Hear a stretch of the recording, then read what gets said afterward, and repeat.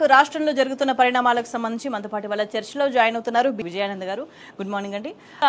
ఒకవైపు రైతులు పూర్తి స్థాయిలో ఇబ్బంది పడుతున్న సిచ్యువేషన్ కనిపిస్తుంది. ప్రభుత్వం పూర్తిగా పరిపాలన గాలికి వదిలేసింది. ధాన్యానికి సంబంధించి రైతులనైతే మొత్తానికే పట్టించుకునే ఉద్దేశం లేదు అనేది మనకి జరుగుతున్న పరిణామాలన్నీ చూస్తే అర్థమవుతుంది. రాష్ట్రం మొత్తం కూడా రైతులంతా కూడా ఆందోళనకరంగానే ఉన్నారు. ఇక్కడ కూడా రైతులు సంతోషంగా లేరు.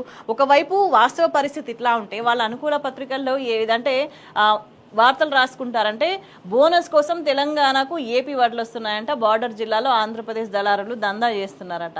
అక్కడ తక్కువ కొని ఇక్కడ ఐకేపీ కేంద్రాలు విక్రయం అంటే ఇక్కడ పెద్ద స్థాయిలో బోనస్ ఇస్తున్నామని ప్రచారం చేసుకోవడానికంటే ఎట్లా అర్థం చేసుకోవాల్సిన అవసరం కనిపిస్తున్నది ఇటువంటి వార్తలను, ఇటువంటి ప్రచారాలను? విజయానంద్ గారు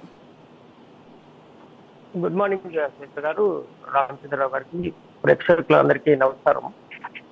ఇప్పుడు మీరు చూపించేటువంటి వీడియోలు, ఫొటోస్ కావచ్చు, అలాగే పెద్దలు రామచంద్రరావు గారు చెప్పినటువంటి విషయాలు కావచ్చు, అంటే ప్రభుత్వము నిర్లక్ష్యంగా ఉంది. తర్వాత ప్రభుత్వానికి ఈ విషయాల పట్ల ఇట్లా ఇప్పుడు ఈ సీజన్ లో ఇది అవుతుంది అనేటువంటి దాన్ని సెన్సిటివ్ గా ఆలోచించినటువంటి పరిస్థితి ఉంది. ఇప్పుడు ఇది ఇట్లా ఉంది అనేది చెప్పేదానికంటే అసలు ఇట్లా ఎందుకు ఉంది అనేది మనం ప్రధానంగా విశ్లేషించాలి. దీనికి నా ఉద్దేశంలో రెండు కారణాలు. ఒకటి, కేవలం అధికారమే, పరమావధిగా అధికారంలోకి వచ్చినటువంటి రాజకీయ పార్టీ పరిపాలించడం ఒకటైతే, రెండోది అంతకన్నా పెద్ద వచ్చినాకనైనా వాళ్ళు నేర్చుకోవచ్చు. అయినా కానీ ఇట్లానే ఎందుకుంది, అన్ని విషయాలలో ఇట్లా నిర్లక్ష్యం ఎందుకు అవుతుంది, ప్రజలు ఎందుకు ఇబ్బంది పడుతున్నారు అని అనుకున్నట్టయితే, రెండో కారణం ఏంటిదంటే ఇవాళ పరిపాలిస్తున్నటువంటి ప్రభుత్వంలో ఒక స్థిరత్వం లేదు. ఒక అస్థిర రాజకీయ పరిస్థితులు రాష్ట్రంలో పూర్తిగా క్లియర్ గా స్పష్టంగా కొట్టవచ్చినట్టు కనబడుతున్నాయి. దాని కారణం చేత వాళ్ళు నిరంతరం వాళ్ళ పార్టీని, వాళ్ళ నాయకులను మేనేజ్ చేసుకోవడం కోసమే వాళ్ళకి మొత్తం సరిపోతుంటది టైం. దీనికి తోడు ఢిల్లీ అధిష్టానాన్ని, వాళ్ళకు సంబంధించిన వ్యవహారాలని సంతృప్తి పరచడం కోసము దాదాపు 50 సార్లకు పైగా ఇవాళ ముఖ్యమంత్రి గారు ఢిల్లీకి పోవాల్సిన పరిస్థితి ఉంది.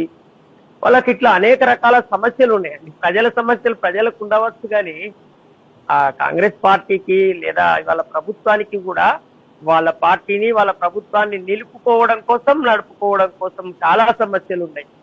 ఇప్పుడు మీలాంటి వాళ్ళు ఇవన్నీ చూపిస్తే మా బాధలే మాకున్నాయి, మీరు ఇవి చూపిస్తే ఎట్లనయా అనేటట్టుంది వాళ్ళ పరిస్థితి.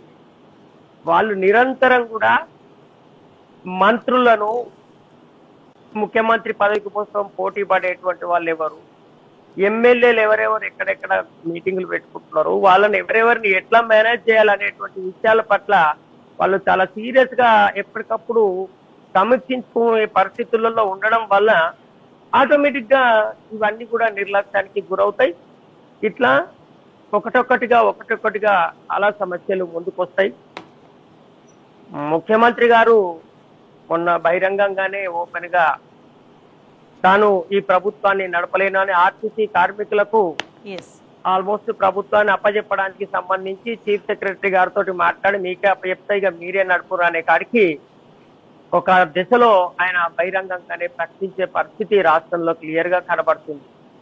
సో ఇట్లాంటి స్థితిలో ఇక రైతు సమస్యల మీద లేదా ఇవాళ ఇందిరమ్మ ఇల్లు ఇస్తామని చెప్తున్నప్పుడు దానిలో ఎవరెవరిని ఎట్లా ఎంపిక చేయాలనే దాని మీద, తర్వాత అవి లోన్లు కూడా ఇస్తున్నారు వాటి మీద, ఇట్లా రకరకాల విషయాల మీద పెద్ద మొత్తంలో కింద ప్రజలు చాలా అసంతృప్తితో, ఇబ్బందితో ఉంటున్నారు. అయితే విజయానంద్ గారు అంటే తాను బాధ్యతగా చేయాల్సిన పనులకు సంబంధించేమో మీరే చెప్పండి, మీకే అప్పచెప్తా, మీరేం చెప్తే అది చేస్తా అని మాటలు మాట్లాడడం ఒకవైపు కనిపిస్తుంది. కానీ మరోవైపు చూసుకుంటే ప్రజలు వ్యతిరేకిస్తున్న అంశాలకు సంబంధించి భూముల సేకరణ కావచ్చు, వాటిని అమ్ముకోవడానికి కావచ్చు, స్వాధీనం చేసుకోవడానికి సంబంధించి కావచ్చు, ప్రజలకి పథకాలు అందించడానికి సంబంధించి కావచ్చు, కనీసం లబ్ధిదారుల ఎంపికకు సంబంధించి కూడా మరి జెన్యూన్ గా వెళ్ళలేరా? ఎవరైతే అర్హులు ఉంటారో వాళ్ళని లిస్ట్ లో పెట్టలేరా? ఎందుకు వాళ్ళ కార్యకర్తలు మాత్రమే మేము పథకాలు ఇస్తామని బాహాటంగా చెప్పుకునే పరిస్థితి కనిపిస్తుంది? ఇదంతా కూడా మ్యానిపులేషన్ కిందికి రాదా? ఇది ఎగ్జాక్ట్లీ రైట్ క్వశ్చన్ అండి. ఇది ఇక్కడ నుంచే చర్చ జరగాలి. అంటే ఎందుకు వాళ్ళు అట్లా చేస్తారు అంటే, వాళ్ళు ప్రాధాన్యంగా పెట్టుకున్నటువంటి అంశాలనేమో చాలా త్వరితగతిన చాలా రేపటికే ఎత్తిపోతుంది అన్నట్టుగా ఉదాహరణకి హైడ్రానో లేకపోతే మూసీ ప్రక్షాళన లాంటి కార్యక్రమాలు లేకపోతే ఉస్మానియా భూముల విషయాలైతే అర్ధరాత్రి 200 జేసీబీలు రాగలుగుతాయి. మరి ఇక్కడ ఎందుకు వస్తలేదని మీరు ఇండైరెక్ట్ గా మీరు వేసే ప్రశ్న. సో అట్లా ఎందుకు జరుగుతుంది? వాళ్లకు పంపకాల కోసము. ఇప్పుడు ఇందిరమ్మ ఇళ్ల విషయాల్లో మీరు చూపిస్తున్నటువంటి దానిలో కమిటీలు ఎవరు వేసిండ్రు, ఎప్పుడు వేసిరు, మాకు సమాచారం లేకుండానే మా వాడలో ఇండెట్లా కేటాయిస్తారు అనేది. అంటే వాళ్ళకు కావాల్సినటువంటి ప్రాధాన్యమైన అంశాలను మాత్రము తప్పకుండా వాళ్ళు చాలా సీరియస్ గా కన్సర్న్ తో చేస్తారు. ఎందుకు చేస్తారంటే వాళ్ళ పార్టీని వాళ్ళు నడుపుకోవాలి, వాళ్ళకు వచ్చినటువంటి సమయం ఇది కొంత సమయం అని వాళ్ళకి అర్థమైపోయింది. అందువల్ల వాటి మీద మాత్రమే ఎక్కువగా దృష్టి పెడుతున్నారు. ప్రజా సమస్యలు, ప్రజల యొక్క సంక్షేమానికి సంబంధించినటువంటి విషయాల పట్ల కాకుండా వాళ్ళు ఏవైతే ఈ టైంలో ఈ విత్ ఇన్ పీరియడ్ లో వాళ్ళు ఇప్పుడు బహిరంగంగానే ముఖ్యమంత్రి గారు ఈ ప్రభుత్వాన్ని నేను నడపలేనని ప్రకటించినటువంటి పరిస్థితి మనకి ఏ రాష్ట్రంలో కనబడదు. ఎవరు అడిగితే సమస్యలు ఎత్తితే వాళ్ళకు మీరే నడుపుకోరు, నేను ఇస్తాను. ఇప్పటికీ 5-6 సార్లు చెప్తున్నాడు ఆయన. ప్రతిపక్షాలు జనరల్ గా ముఖ్యమంత్రి గారు మీరు నడపచేత కాకపోతే రాజీనామా చేయండి అనే పద్ధతి ఉంటది. వీళ్ళు డిమాండ్ ఇంకా చేయలే, ఇంత తొందరగా చేయడం కరెక్ట్ కాదని. కానీ వాళ్ళే అట్నుంచి ఎదురుగా ఇక మేము నడపలేమని పరోక్షంగా చేతులెత్తేస్తున్నటువంటి పరిస్థితి కనబడుతుంది. ప్రభుత్వము ఒకవేళ తను నడపలేకపోతే ప్రతిపక్షాలను అందరినీ కూర్చోబెట్టి ఇప్పుడున్న ఆర్థిక పరిస్థితులలో మరి మేము ఎట్లా చేస్తే బాగుంటుందో సలహాలు సూచనలు అడిగి ఇప్పటికిప్పుడు సమస్యల మీద కొన్ని పరిష్కారాలు వెతకడానికి ప్రయత్నం చేయవచ్చు. కానీ ఆ ప్రయత్నం చేయకపోగా అవసరం వచ్చిన చోటనేమో ఎదురుదాడి చేస్తున్నారు, లేని దగ్గరనేమో చేతులెత్తేస్తున్నారు. ఇట్లాంటి స్థితి ఉంది. ఇది